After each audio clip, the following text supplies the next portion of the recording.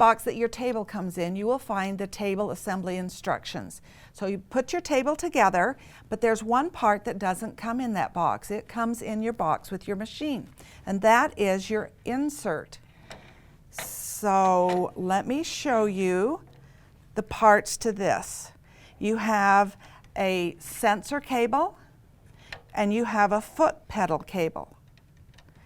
Now, we're going to put this on, we're going to turn it over, and these little hand screws are supposed to be loose. So as we turn this over, we're going to move those cables back.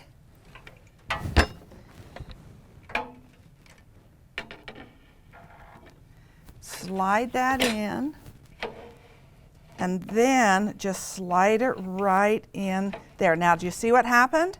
That's a cable that shouldn't be up there, which is okay. We'll move it down, and now you slide that in, and then those hand screws, you're going to tighten that up so that this is tight. And you don't want it really tight, but you want it tight enough so that it will stay in place. The next thing, we're going to go under here, and you're going to see where to plug in the sensor cable, and then we will plug in the foot pedal to that other cable, the foot pedal cable, and place it on the floor. Now you can see that the insert is level, and it's also level with my needle plate. Now if it's too low, if my machine is too low, then you'll need to take the insert back out and readjust your machine stand plate so that it's higher, and it should be at the highest position, and that is the plate that holds the machine in place. The next step is to take the blue tape off of the Insight sensor. This was just placed on the sensors for shipping, and now you can take it off and throw it away, and you're ready to start quilting. Now it's time to plug your cables in. So the first one is your sensor cable, and that plugs into the area that your bobbin case or your bobbin hook is. The next one is to plug in the foot pedal cable from the insert to your cable that attaches to your foot pedal. The next one is your display cable, and that plugs into the left side of your machine. And the last one is your power cord, and that plugs in to the left side of the back of your machine.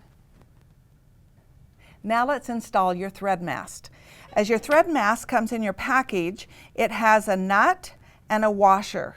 You need to take the nut off and reverse the position so that the nut is first on the thread mast and then the washer, because this washer will be right against the machine itself and help protect the machine.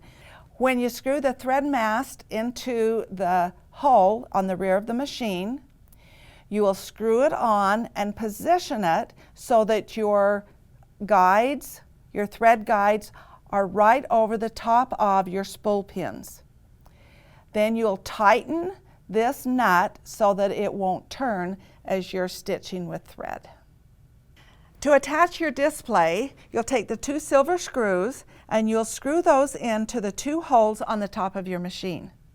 Then you'll take your cable, and the small cable port you'll plug into the left side of your display, and then your USB you'll plug into the left side of the machine.